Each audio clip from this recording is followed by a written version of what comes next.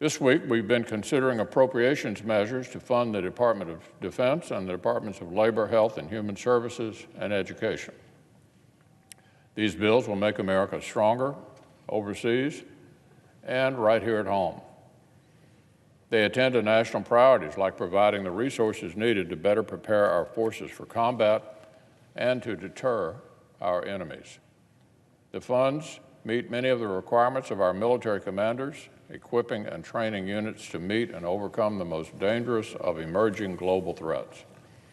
As ever, our obligation to this all-volunteer force is to provide adequate training, weaponry, and skills so that Americans always prevail on the battlefield. Here at home, this bill marshals new resources for our national battle with drug abuse and opioid addiction and gives our National Institutes of Health the resources to stay on offense against everything from Alzheimer's to infectious diseases. And with private sector surveys showing that hiring skilled workers is a top challenge for American business, this legislation continues and expands our investments in apprenticeship programs, in training and employment grants to states, and in support for dislocated workers. These are national efforts. So how do they translate locally?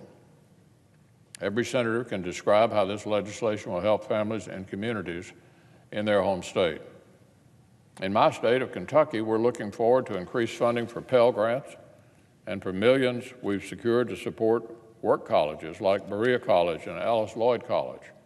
Kentuckians will benefit from new funding for community health centers to support patients struggling with addiction, and from a new CDC initiative that will prioritize funding for counties most at risk for outbreaks of HIV and hepatitis due to injection drug use.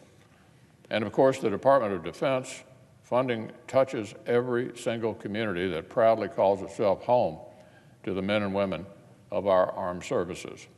Kentuckians in uniform and their families will enjoy their well-earned pay raise, the highest in nearly a decade, which this bill provides to all American service members.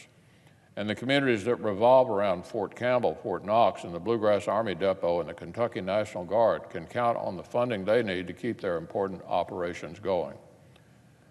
National priorities, of course, but all have local impacts.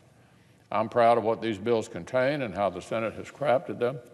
I want to particularly thank Chairman Shelby and Senator Leahy once more. I look forward to voting to pass these measures very soon.